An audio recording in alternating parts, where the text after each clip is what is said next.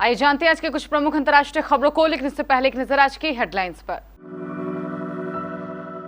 प्रधानमंत्री 2 घंटे रहेंगे पटना में, ये 9 लोग रहेंगे मंच पर।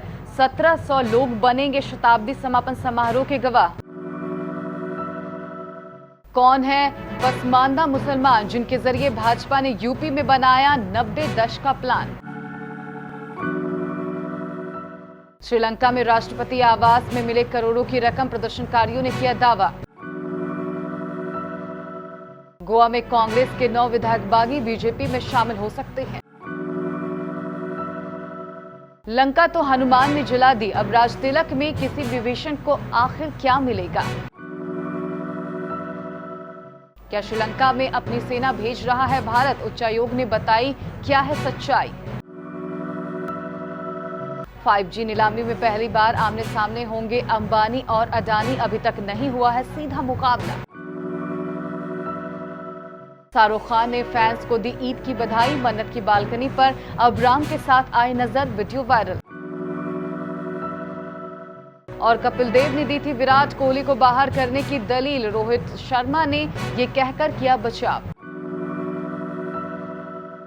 बिहार विधानसभा भवन का शताब्दी समापन समारोह 12 जुलाई को प्रधानमंत्री नरेंद्र मोदी की मौजूदगी से ऐतिहासिक बनेगा। विश्व सचिवालय, राज्य सरकार और पटना जिला प्रशासन ने प्रधानमंत्री की इस यात्रा को लेकर तमाम तैयारियां पूरी कर ली है।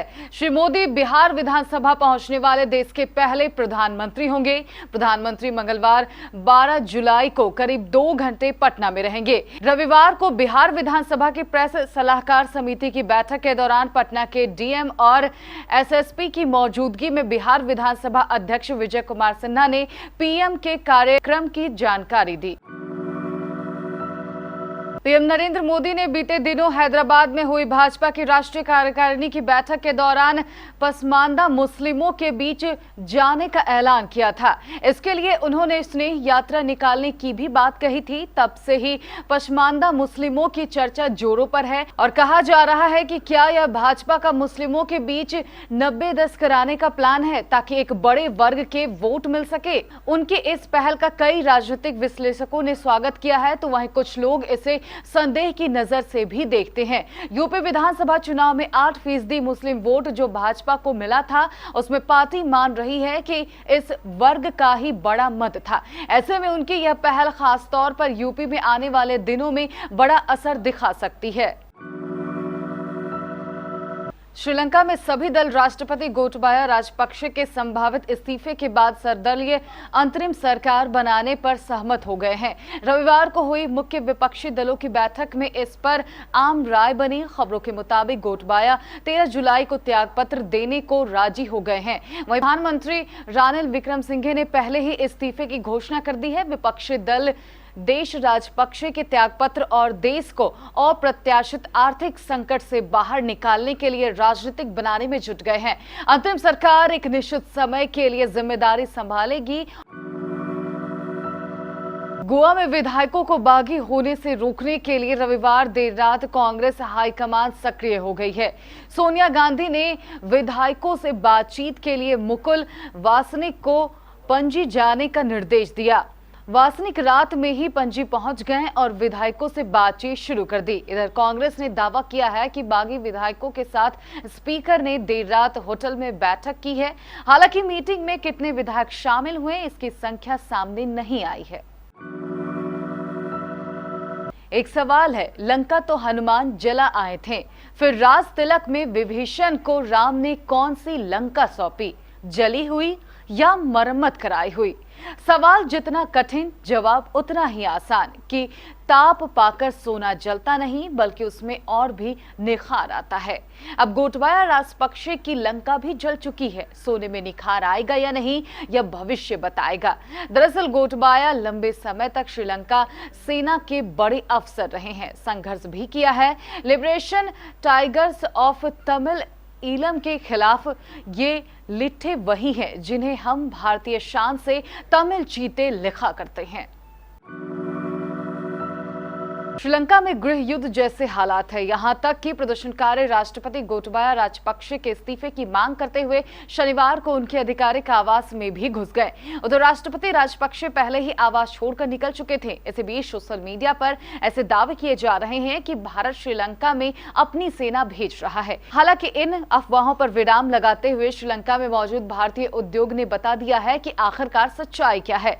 दरअसल श्रीलंका में मौजूद भारतीय उच्चायोग ने आधिकारिक ट्विटर हैंडल से बताया कि श्रीलंका में सेना भेजने की खबरें और विचार भारत सरकार के स्टैंड के मुताबिक सही नहीं है। भारतीय उच्चायोग की तरफ से श्रीलंका के हालात को लेकर विदेश मंत्रालय की ओर से जारी बयान का भी जिक्र किया गया है।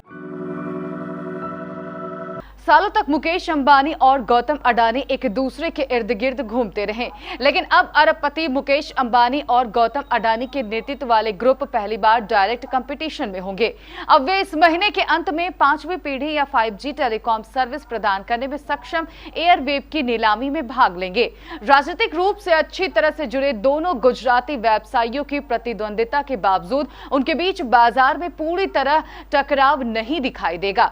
अडानी ग्रुप ने शनिवार को टेलीकॉम स्पेक्ट्रम हासिल करने की दौड़ में शामिल होने की पुष्टि की, लेकिन साथ ही कहा कि वह टेलीकॉम स्पेक्ट्रम का इस्तेमाल हवाई अड्डों से लेकर अपने व्यवसायों का समर्थन करने के लिए एक निजी नेटवर्क के रूप में करेगा।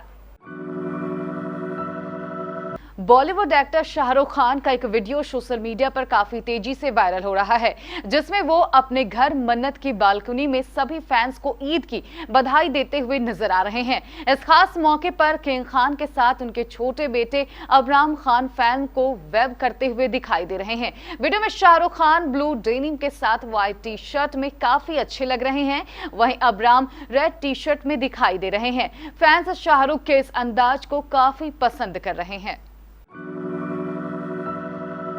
इंग्लैंड के खिलाफ अंतिम T20I मैच में भी विराट कोहली का निराशजनक प्रदर्शन जारी रहा।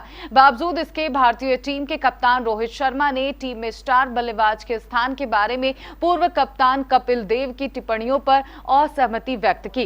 कप्तान रोहित ने कहा कि वह बाहर से खेल देख रहे हैं और नहीं जानते हैं कि अंदर क्या हो रहा है।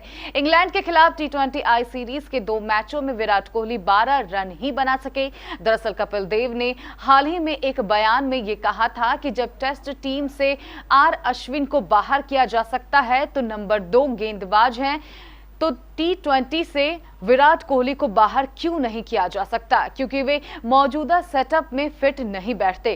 कपिल देव ने कहा था, अगर वह प्रदर्शन नहीं कर रहे हैं तो आप इन लड़कों को बाहर नहीं रख सकते। विराट को यह सोचने की जरूरत है कि हाँ, एक समय मैं बड़ा खिलाड़ी था, लेकिन मुझे उस नंबर 1 खिलाड़ी की तरफ फिर से खेलने की जरूरत है।